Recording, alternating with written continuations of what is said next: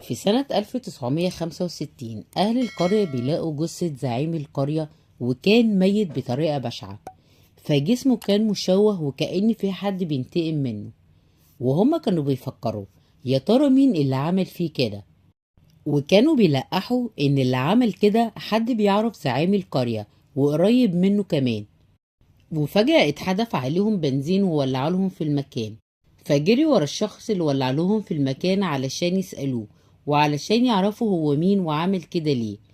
وقبل ما يعرفوا الحقيقة واحد من اللي واقفين قتله قبل ما يعرف الحقيقة. بس كان في شخصين واقفين معاهم وكانوا مرتبكين وكأنهم عارفين الحقيقة.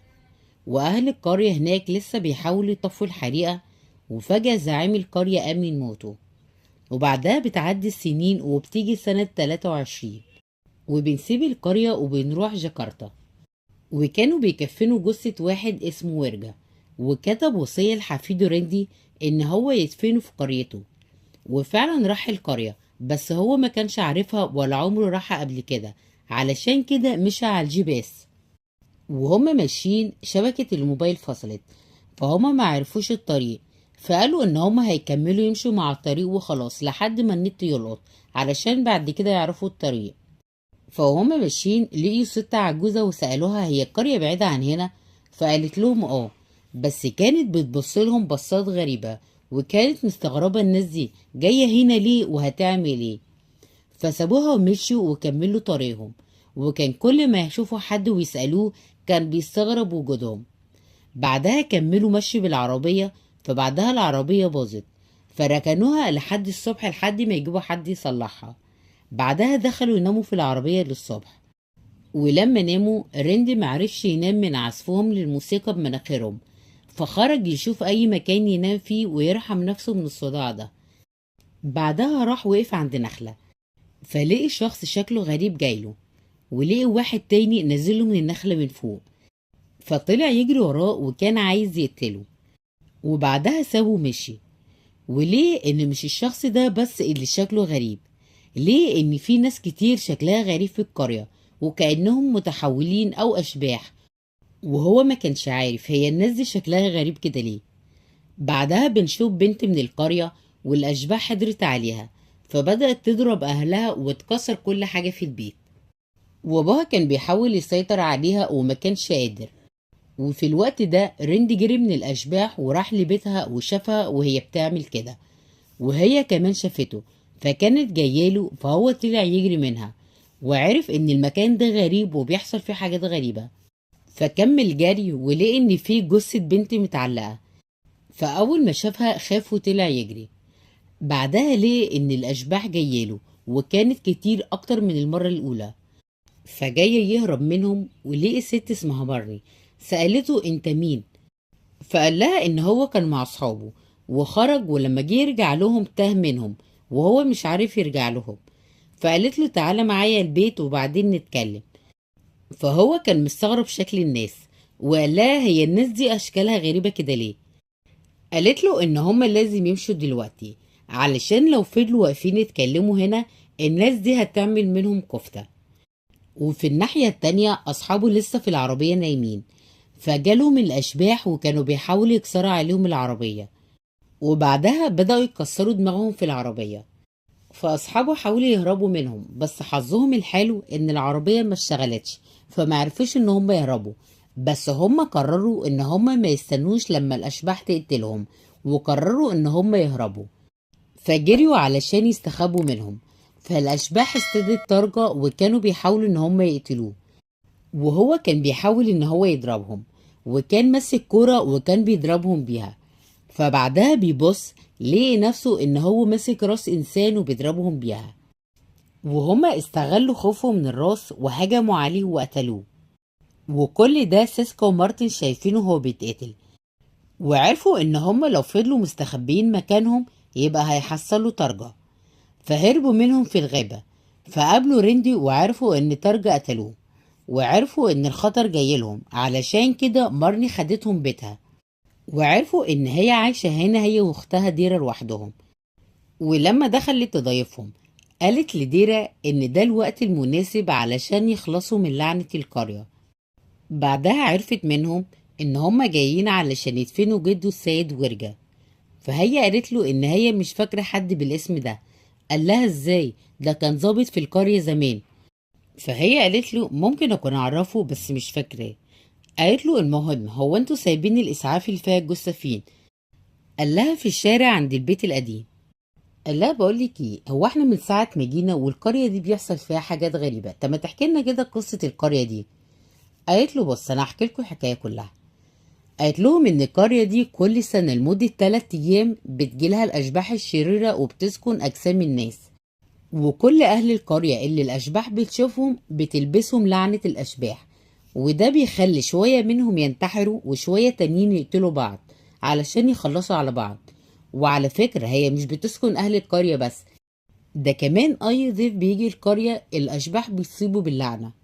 واحنا بنقول على الايام دي ان هي ليلة جهنم، وبنستخبى في البيت وبنقرا قرآن علشان الاشباح ما تقربناش. ودي اول ليلة، كده فاضل ليلتين، فخليكوا هنا مستخبيين علشان الاشباح ما تقتلكمش، وبعد ال3 ليالي ما يعدوا امشوا براحتكم، الاشباح كده كده هتختفي من القرية. قال لها طيب ليه اصلا الاشباح بتظهر في القرية وبتعمل ده كله؟ قالت له انا هحكي لك القصة من اولها خالص. قالت له بص يا سيدي، قصة الاشباح دي بدأت ازاي؟ زمان كان في ولدين اسمهم مالك وبهيتار، وكانوا اصحاب قوي من يوم ما اتولدوا. ولما كبروا شوية اتفرقوا عن بعض وكل واحد فيهم راح في مكان، والاتنين كل واحد فيهم دخل في مدرسة مختلفة. بعدها بتمر السنين وبيكبروا وبيرجعوا لقريتهم تاني، وكل واحد فيهم شايل أفكاره اللي اتعلمها في المدرسة، وفي نفس الوقت بيفتحوا باب الجحيم على القرية كلها. أولا مالك بقى صاحب جزارة وشغل شغل أبوه، بس بقى متعصب في الدين وبيكفر أي حد مش على مزاجه. وبهيتار بقى زعيم حزب سياسي، وأي حد مش بيفكر زيه يبقى خاين. والاتنين بقوا متعصبين لأفكارهم. وفي الوقت ده كانت هي لسه صغيرة، وكان لها أخت اسمها ميرا وهي اللي كانت بتربيها. وميرا كانت بتحب واحد صحفي كان جاي للقرية يعمل لقاء صحفي، وكان اسمه مرزوقي، وفي نفس الوقت كان قريب من بهيتار. بعدها قالت له إن هي حامل، بس هو طمنها إن هو هيروح لأبوها ويتجوزها.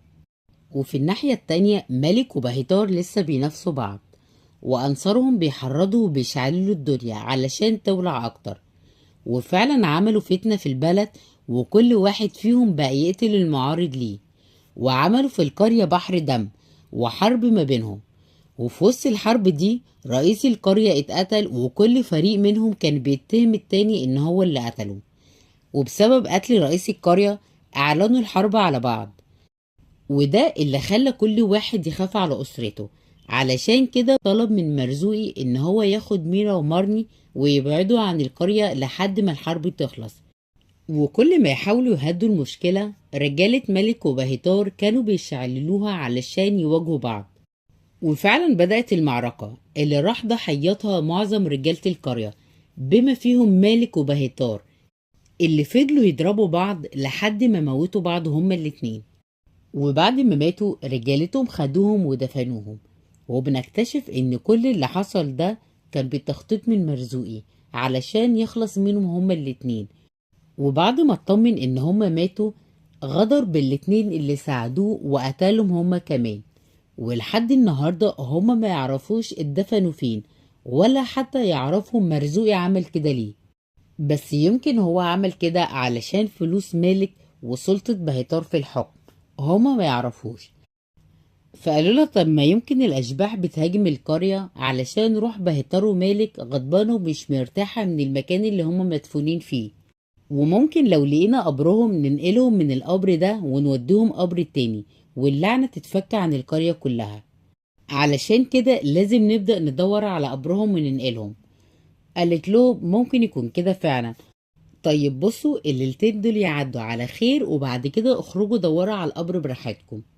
ولما خلصوا كلامهم راحوا علشان يناموا. ولما ناموا الباب كان بيفتح ويتقفل عليهم، وكأن في حد دخل وقفل وراه.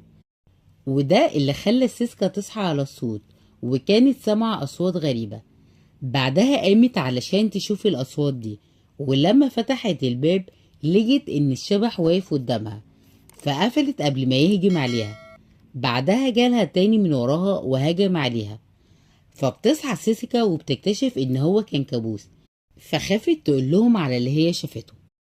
وتاني يوم طلعوا يقعدوا بره، وديرا قعدت تدردش معاه وعرفت ان جده كان بالنسبه له كل حاجه، وان جده قاله ان ابوه وامه ماتوا في حادثه زمان وهو صغير وملاقيوش جثثهم لحد دلوقتي. بعدها لما رجعوا البيت قرروا ان هم يروحوا مكان الجريمه ويحضروا روح مالك وبهيتار، يمكن لما يحضروا ارواحهم يقدروا يعرفوا مكان دفنهم ويقدروا يخرجوهم ويدفنوهم في المكان التاني ويعرفوا هم غضبانين ليه. فجهزوا المكان وعملوا حواليهم دايرة ملح علشان تحميهم من الأشباح، وقالوا إن لازم ما يخرجوش أي جزء من جسمهم بره الدايرة دي علشان الأشباح ما تشدهمش لبره. بعدها قعدوا يستنوا الأشباح علشان تحضر، ولما زهقوا من الانتظار راحوا في النوم. بعدها لما الأشباح لقيتهم ناموا جات لهم وحضرت في المكان، وفي الوقت ده سيسكا طلعت رجلها بره الدايرة شوية، وده اللي خلى الأشباح تشدها لبره. فلما حست بيهم فات، بعدها صوتت وهم سمعوها وراحوا علشان ينقذوها، بس الأشباح بدأت تهاجمهم وكانوا بيحاولوا يقتلوهم. بعدها قدروا إن هم يهربوا منهم، ومارتن جري وراح الغابة يدور على سيسكا. فالأشباح كانت بتشدها في الغابة وكانت بتحاول إن هي تقتلها، وأخيرا لقاها وكان بيطمنها إن هي بقت في أمان، بس لقاها إن هي لبسها الشبح ومسيطر عليها. وبعدها رفعوها لفوق وقتلوها ورموها، وبعد ما خلصوا عليها راحوا واصطادوا مارتن علشان يحصلها، وبعدها قتلوه زي ما قتلوا سيسكا. ولما ريندي راح لهم لقاهم إن هم ماتوا، وتاني يوم دفنوهم وروحوا. وريندي كان زعلان إن هم ماتوا بسببه، وكان ماسك صندوق في إيده. ماري سألته إيه الصندوق ده؟ قال لها ده جدي اداهولي قبل ما يموت وقال لي اديله واحدة اسمها أمارنيا. وهي لما سمعت الاسم استغربت. قال لها هو انت تعرفي الشخص ده؟ قالت له من 20 سنة في عيلة جت القرية وكان اسمهم يودي وهارت، قالوا لها ان هما ابن ورجة ومراته، وجم القرية علشان يدفنوا جثة امهم وعلشان يعرفوا عيلتهم اللي موجودة في القرية.